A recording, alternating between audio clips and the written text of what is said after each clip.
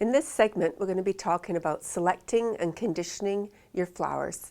Let me show you how it's done. We'll start with when you're going out to buy flowers, purchase them. If you're choosing Gerber daisies, a good way to tell if they're fresh, make sure the stem is nice and firm. Don't want a droopy head, stay away from that. Another way to tell is look at the bottom. If it's got dark or black, it's old, don't buy it. Nice and crispy and fresh. Viburnum, a good way to tell, just make it bright green, not wilty, you know it's nice and fresh. Hydrangeas, same thing, nice and firm, then you're good to go. I'll show you how to condition. Alstroemeria, just the best way to tell on those is closed blooms. If they're fully blown open, it's not going to last as long. This way, it's going to last a good week for you in your design. And then roses, this is how you purchase a full package of roses. I'll just open those up and show you what to look for. So they come nicely wrapped, and they usually are in 25 in a bunch. So what you want to look for when you buy a rose is nice firm stem, firm head. You can feel the head. If it's all soft and gooey, you don't want to buy it. Some garden roses will be a little soft, but they still have to have that firm feel. Don't want the droopy head. Same thing, don't want black under there. Just nice and straight. That's the best way to choose. Then I'm going to go into showing you how to condition them. So we want to always buy your flowers, get your vases ready that you want to use. Nice, warm, lukewarm water is what most flowers love. With the exception of spring bulbs, they like cool water. Just think of bulbs, cool, spring, they like cool water.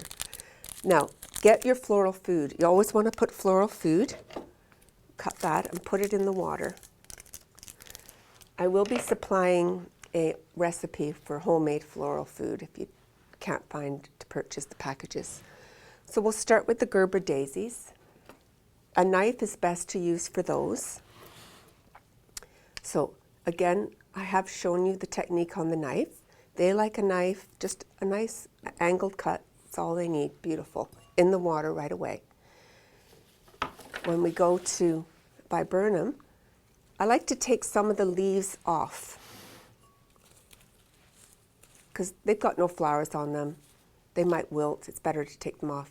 And when I do design, I also like to clip some of the leaves off. Just pinch them with your finger, because I find they get messy and they can get a little wilty. What you really want are the beautiful blooms. There's two ways you can cut this. You can use a knife. It is a little harder. Just take your time. They like the long angle to expose the center. That's how they like to drink.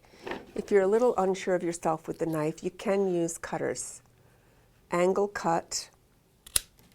Still want that. You can also go up the middle with the cutter, just to open it up a little more if you're worried about the knife. That's another way to do it. But right in very warm water. Now, the hydrangeas is a tricky one. They like a beautiful long cut. So I'm holding the knife like I had explained. I'm pulling the flower away. Expose the center. That's what they like to drink up very well from that. Right into nice warm water. And you'll just see they'll just get nice and perky. Alstroemeria, very easy. I do like to remove these leaves. They get messy. And just a nice angled cut for those, very easy. Roses. Roses is another story on its own. Remove the lower leaves. You don't want any leaves in the water to cause bacteria. Now sometimes you can, if you want to take off the thorns, just be careful and just tip the pointy part off. Then you're not going to hurt yourself on the thorn. Another way to do it too is just clip the tip off if you don't like to use the knife. Now, the thing with roses, you can never cut them, leave them lying down and go talk, talk, talk. You have to cut and put in water because the end seals over right away. If you get the rose with the wilty head, that's why. It's got an air block, it's not drinking water. You must cut, nice angle cut, in water. It's very important. If you have the wilty head, that's why there's an air blockage. There is another way to cut a rose if you don't want to use the knife.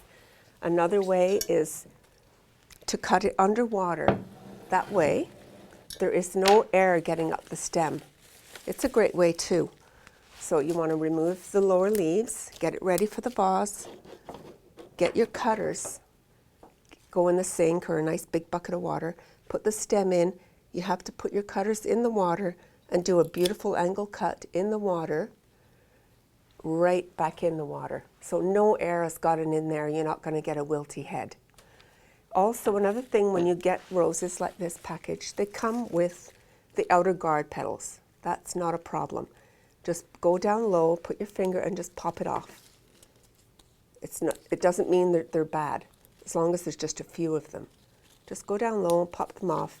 Popping off 2 or 3, no problem. Then you get a beautiful clean rose. Do the cut and you're all set. Practice this and you'll have nice healthy flowers.